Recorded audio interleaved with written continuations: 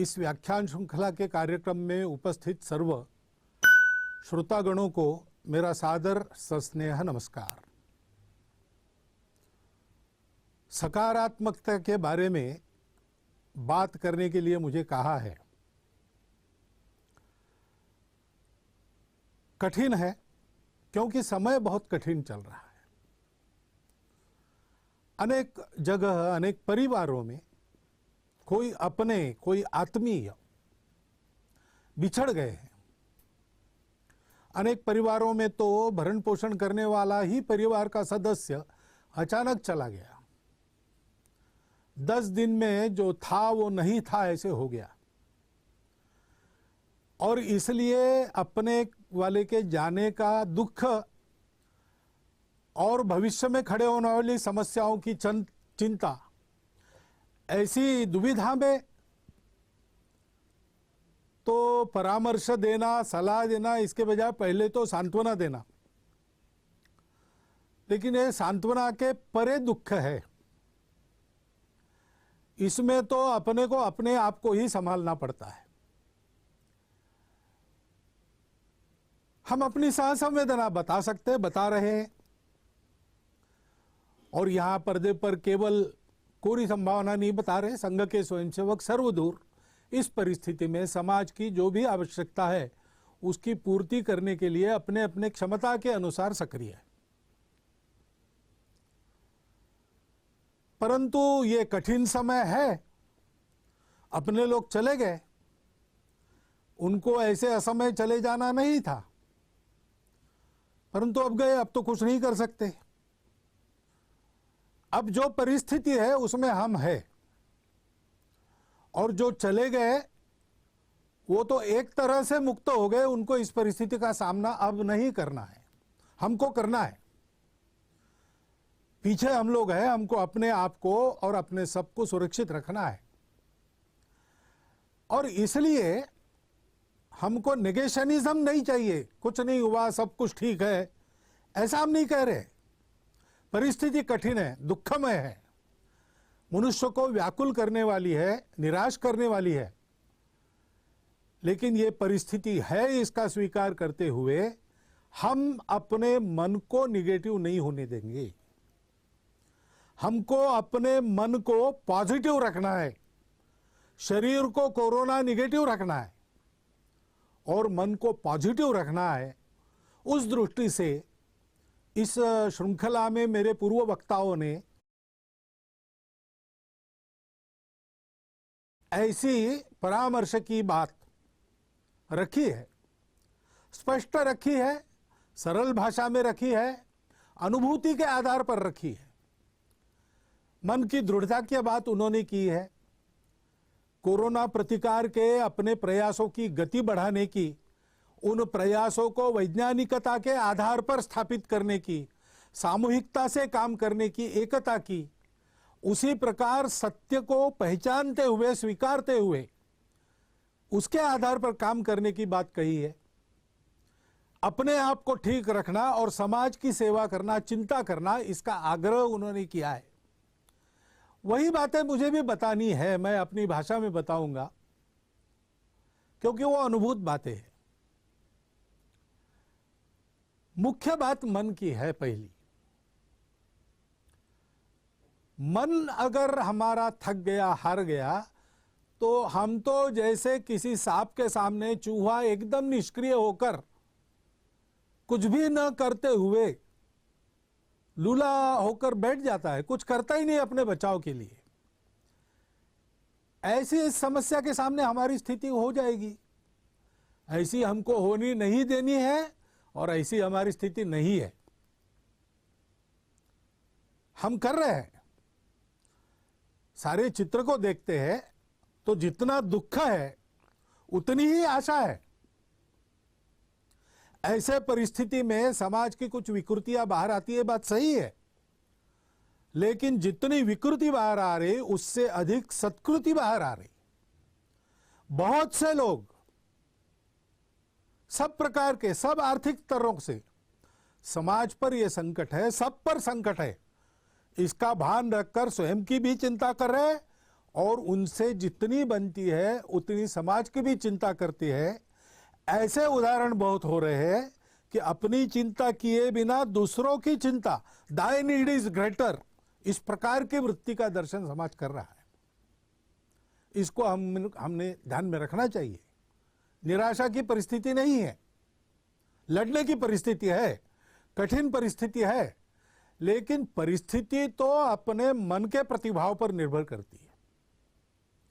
क्या ये निराशा, ये रोज 10-5 लोगों के, अपरिचित लोगों के जाने के समाचार का सुनना, मीडिया के माध्यम से परिस्थिति बड़ी विकराल है उसका घोष निरंतर सुनना, ये हमारे मन को उदास बनाएगा, कटु बनाएगा? ऐसा नहीं होता। ऐसा होने से विनाश ही होता है। ऐसा अभी तक हुआ नहीं है मानवता के इतिहास में, इसलिए ऐसी सब प्रकार की बाधाओं को लांघकर मानवता आगे बढ़ी है, अब भी बढ़ेगी। संघ के संस्थापक डॉक्टर हेडगेवार, उनकी किशोरावस्था में उनके माता पिता दोनों, ऐसी ही महामारी चल रही थी नागपुर में प्लेग की, उसमें स्वयं की चिंता किए बिना समाज के लिए काम करते थे। उस समय तो दवाइयां भी नहीं थी। अगर समाज की चिंता करेंगे तो निश्चित रूप से हम पर भी गाज गिरेगी, यह मानकर चलना पड़ता था। ऐसे समय में प्लेग के रोगियों की सेवा करते करते एक ही दिन में दोनों चले गए। डॉक्टर हेडगेवार किशोर आयु के थे, उस समय डॉक्टर नहीं बने थे, केशव कहे जाते थे। उस संवेदनक्षम आयु में उनके मन पर परिणाम क्या हुआ? क्या उनका जीवन आगे कटुता से भर गया, क्रोध से भर गया, निराश हो गए? ऐसा नहीं हुआ। इस वियोग के दुख के विष को पचाकर उन्होंने उसमें से संपूर्ण समाज के प्रति निरपेक्ष आत्मीयता का स्वभाव बनाया।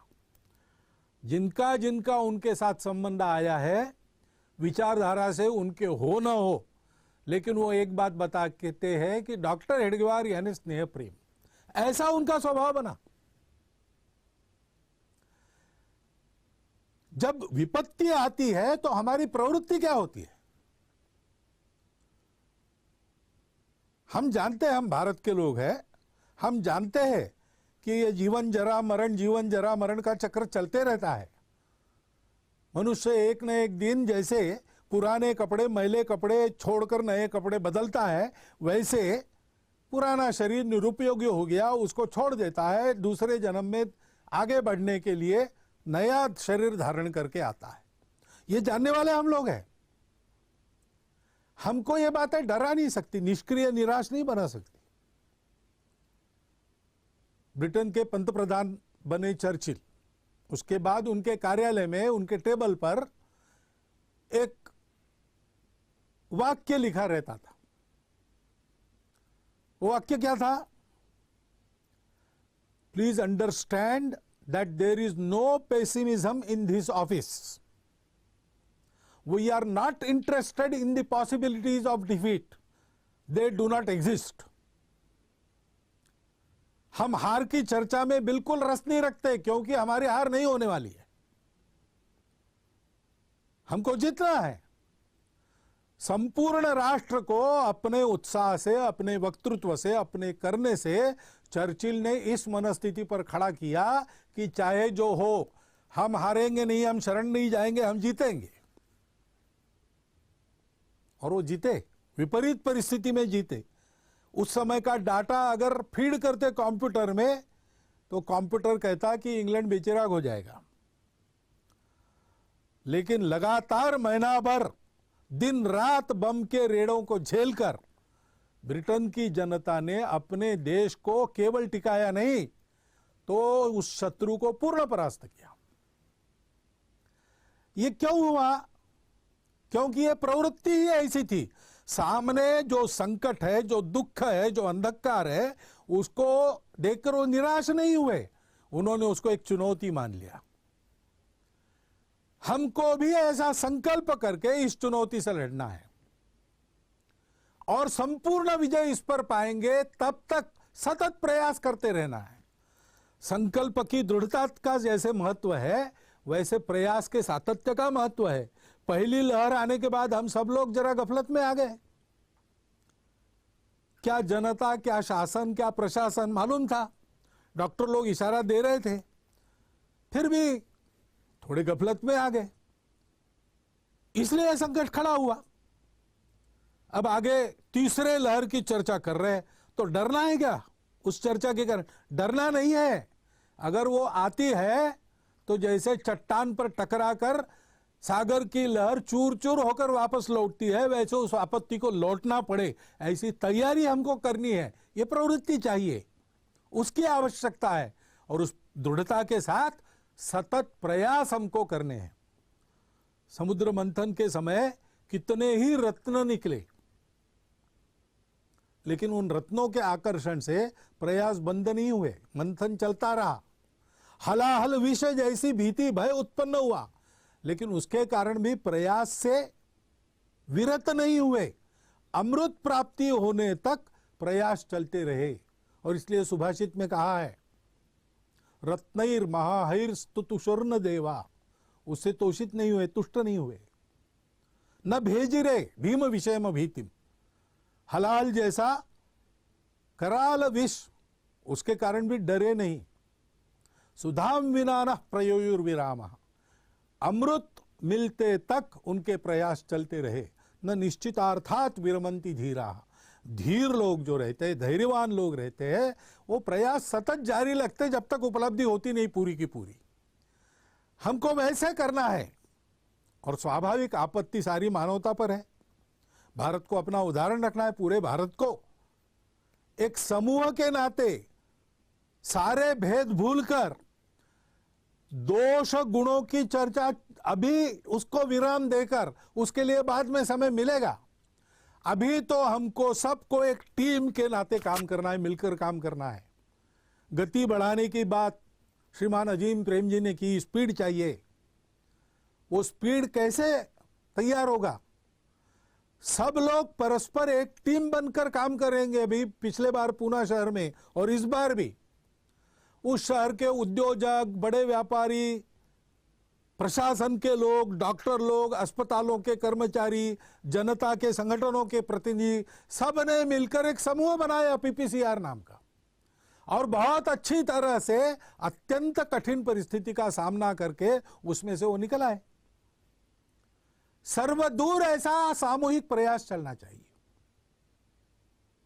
देर से जागे तो कोई बात नहीं, सामूहिकता के बल पर अपनी गति बढ़ाकर हम ये जो सारा अंतर पड़ा है, बैकलॉग है, उसको भर के आगे निकल सकते हैं। निकलना चाहिए। कैसे करना? पहले तो अपने आप को ठीक रखना, और ठीक रखने के लिए पहली बात है संकल्प की दृढ़ता, प्रयास का सातत्य, धैर्य। प्रयत्न करने से एकदम परिणाम नहीं होता, थोड़ा देर लगता है परिणाम आने को, तब तक धैर्य रखना पड़ता है, लगे रहना पड़ता है। दूसरी बात है सजगता। हम सजग रहे तो बहुत अच्छा बचाव सजगता के कारण ही हो सकता है। और सक्रियता, सजगता के पहलू है स्वयं सजग रहना, क्या व्यायाम करना, उसके बारे में बताया है। प्राणायाम का उल्लेख हुआ है, ओंकार का उल्लेख हुआ है, दीर्घ श्वसन का उल्लेख हुआ है। अन्य भी जो व्यायाम अपने शरीर की प्रतिकार शक्ति, श्वसन की क्षमता, प्राणों की तेजस्विता बढ़ाने वाले, वो मन को भी बनाते हैं। ऐसे व्यायाम है, सूर्य नमस्कार जैसे हम कर सकते हैं, हमको करना चाहिए। सीखने को तो आजकल मिलता है, प्रत्यक्ष कहीं जाकर सीखने की आवश्यकता नहीं, ऑनलाइन सीखने की भी आजकल व्यवस्था हो गई है। और इन बातों को समझने वाले, सिखाने वाले तो आजकल अभ्यास के कारण आसपास भी मिलते हैं। बहुत कठिन क्रियाएं नहीं है, उसको करना। आहार ठीक रखना, शुद्ध स्वच्छ सात्विक आहार करना, शरीर की ताकत को बढ़ाने वाला आहार करना, उसके बारे में भी बहुत सारी जानकारी इंटरनेट पर आपको मिलती है। लेकिन जानकारी के बारे में ध्यान रखना, जो कहा गया कि वैज्ञानिकता का आधार लेना चाहिए, वैज्ञानिकता क्या है? परीक्षा करके लेना। कोई कहता है इसलिए वो ठीक है, ऐसा नहीं है। टेक्स्ट बुक में लिखा है इसलिए सबको लागू होगा, ऐसा भी नहीं है। नया है इसलिए ठीक है, पुराना है दकियानुसी है, ऐसा भी नहीं है। और पुराना है इसलिए ठीक है और नया है इसलिए बेकार है, ऐसा भी नहीं है। जो भी आ रहा है उसको परख के लेना चाहिए। तज्ञ लोग, आप्त लोग, हमारा स्वयं का अनुभव और उसके पीछे का वैज्ञानिक तर्क, इसकी परीक्षा करनी चाहिए। पुराणं नित्यवन साधु सर्वम न चापि काव्यम नवम इति अवद्यम संतः परीक्षान्यतरत भजन्ते मूढ़ पर प्रत्ययने बुद्धि। हमारे तरफ से बेसिर पैर की कोई बात समाज में न जाए, और बेसिर पैर की कोई बात समाज में चल रही तो उसके बलि हम न बने, इसकी चिंता करनी है। आयुर्वेद अपना एक सिद्ध शास्त्र है, उसके अनेक नुस्खे हैं, अनुभूत है, परंपरा में चल रहे हैं। आयुर्वेद का तर्क उसके पीछे है, उसका उपयोग करने में कोई दिक्कत नहीं। अड़ी सोमवार से शुक्रवार शाम 6 बजे सिर्फ TV9 भारतवर्ष पर।